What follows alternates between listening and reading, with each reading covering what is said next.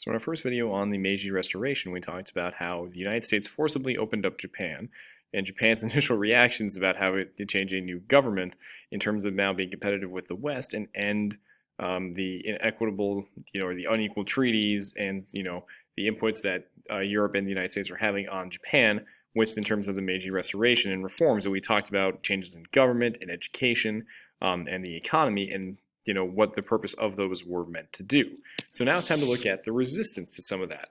Because not everyone is obviously behind those Meiji Restoration reforms because they look at it in terms of changes that are going against traditional Japanese values. So in terms of the daimyos and the samurais, remember, they're losing their rights, their privileges. They're not allowed to carry their swords around. They can't dress like samurais anymore. In many cases, they lose their privileged status. They're not getting paid by the government anymore.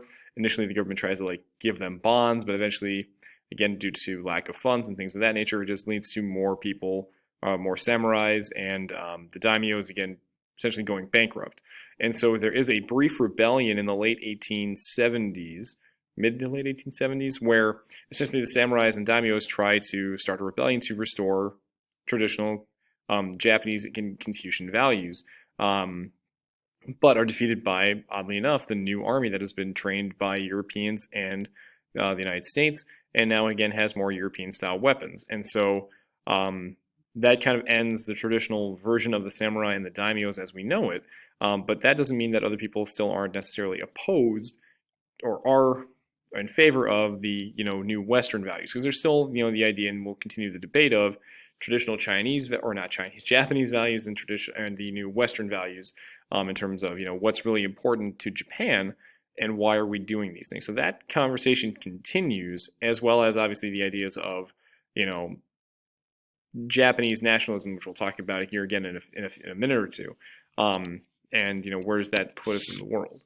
So for those that are facing the most change, however, in terms of the economics, other than daimyos and samurai, are the ones doing the work. So the peasant farmers and laborers who are producing the most crops, and the textiles, because the textiles are the number one thing that Japan is selling around the world to pay for all of their industrial changes and the imports of the new technology, the equipment to actually produce all these goods. They're the ones who are being taxed the most. They're the ones having to put up the money and essentially most of the labor in order to make Japan economically successful. And so that means that they're the ones being taxed the most, and they're also working, again, similar to workers around the world at this point during the Industrial Revolution, working long hours, being mistreated, low pay, and no real recourse for, their own disagreements. They are not allowed to form unions. And so that is, again, a kind of a negative in terms of their treatment, because, again, there's nowhere for them to go, because anytime that they try, and the book mentions this too, when there are peasant revolts or worker strikes, again, similar to other places around the world, it's violently put down and repressed. Women, especially, again, lower income women, poor urban, and even agricultural or women from the farms, are essentially put into sweatshops to, again, produce textiles for, for export.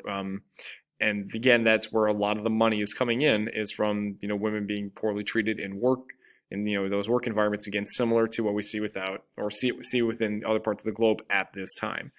So that's kind of shown down here. Not really in factories, but again in sweatshops where it's not really big factories. It's just kind of sewing machines where they're producing these goods for sale. So yeah. So the actual results of this Meiji Restoration, what does that actually look like? So we talked about the change, we talked about a little bit of the resistance.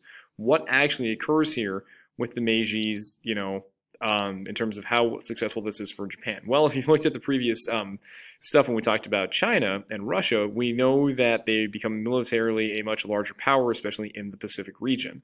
So much so that they are able to gain a sphere of influence in China and actually help put down the Boxer Rebellion. They are able to defeat Russia in the Russo-Japanese War in 1905, which then sets off the Russian Revolution of 1905, which is, again, laying the groundwork for more discontent in Russia, which will lead to the eventual Russian Revolution, the formation of the Soviet Union. So by the late 1890s and early 1900s, as they are becoming industrialized, they need raw materials. Japan doesn't have a whole lot of raw materials of their own inside of their country, so they have to continually import it from other parts of the globe, including Um, Not just, cotton to actually produce the clothing, but in terms of actually being able to ship, and they need oil and rubber from other parts of the globe too. And so this is going to start a thirst that Japan will never really try to, or will never try to fully satiate, because this will expand their imperialistic tendencies going into World War I and World War II. So in 1910, they invade Korea, which was a Chinese tribute state. And then had been kind of taken away from them as a result. They take over Taiwan from China in 1895 in war. They take half the island of Sakhalin down here in 1905 from Russia, and so this begins kind of this. And the whole point of the Meiji Restoration was to industrialize and modernize Japan, and the extraterritoriality treaties, which they do actually end up doing through the idea of defending Japan and Japanese way of life from Western values and Western influence, or at least completely like it had been within China as they had seen. And Japan is very successful at that. So they industrialize, they're able to build railroads, build up their own navy and military that's now being very competitive in this part of the globe. So much so that Japan will actually join France and Russia and the United States during World War I, but obviously play a little limited role, but will continue to try to expand through imperialism to essentially grow its manufacturing output and production and control and prestige and power on the region going into World War II. It's kind of the reason they continue to do that, is again that lack of natural resources that they need to provide for their factory production. So again, this is kind of setting the groundwork for it. In terms of the changing of culture, so again, they're trying to mix and match between traditional Japanese values, so the ideas of Confucianism and Shintoism will exist. Some styles of Japanese dress and society will remain, but it's also mixed in now. You can kind of see down here, more Western style clothing, more Western style weapons, railroads, things of that nature are getting built throughout Japan through that industrialization. And so it's really important to see that it's kind of, they've industrialized and they've actually been able to maintain themselves nationally and to now expand through the military means, and that'll continue. Why was Japan different? Why are they different from China, from Russia, the Ottoman Empire, in terms of their ability to reform, make industrial changes? And I lay out everything here. So again, a lot of it comes for the fact that Japan wasn't really thought of as a power. It wasn't thought of as a large marketplace. It was mainly just kind of a stop along the route to China with the silver trade, and you could just get silver from Japan in order to trade with China. But that was about it. So it wasn't looked at as a large potential place to get resources or even to sell resources.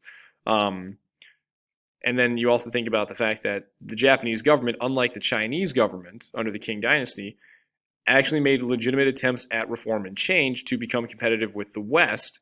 After Commodore Perry opens Japan in 1853, Japan intentionally reforms itself to get on par with Western government, and they also ensure that, unlike within China, within Russia, and the Ottoman Empire, while they do allow foreigners in during this industrialization period, they completely keep them as the role of advisor and not investors. Because in many cases, what you see with Russia, the Ottoman Empire, and in parts of Japan, it's Western money that's being put into factories. It's Western owners or at least banks that are putting their money into the factory. So not all the wealth is staying within Japan. Japan is just like saying, hey, we want you to help us build this stuff, but that's all you're doing, and we'll pay you for those services, but that's it. We're going to own this stuff on our own. And so again, the whole backing of the Chinese government and leadership is behind this, unlike what we see within, the Ottoman Empire and within China. And so while Russia and Japan both do this for military and political purposes to be more Western and more competitive, Japan actually allowed their business leaders to have, again, a larger role than within Russia, where it was, again, more connected to the aristocracy and the nobility that did that. Each one of these areas feels, they have a sense of superiority. They all think, the idea of, Japan's the greatest. Oh, well, no, if I'm Chinese, China's the greatest. They'll have that sense. But unlike within China, which kind of shut out Western ideas, and the Ottoman Empire, thinking that Christian ways were, destructive or were less or not as good as Muslim views, The Japanese say, yeah, we will still retain our beliefs and our traditions of Japan, but we also know that we need to accept certain things about the Western world in order to be competitive and successful on their level. So they're more open-minded in that sense. And then there's also better opportunities for social mobility. Within the idea of, again, the scholar bureaucrats and, civil service exams, but also, again, the better views of merchants within Japan compared to China meant that there was actual opportunities for social mobility, at least for, again, males under the right circumstances. So that was better. And then, unlike within Russia and within China, they were better at clamping down on resistance, especially workers' resistance movements within Japan. I think a lot of that also comes out of the ideas, again, of Confucianism and, the ability for them to actually being able to maintain control and authority over it. And why that was, I can't really exactly explain, but I think it comes back to some of those Confucian and Shintoism beliefs that allowed for them to be more successful at handling rebellions and revolts, unlike China and the Ottoman Empire and Russia. So those are some ideas, but it's also good to consider, how are China and Russia different?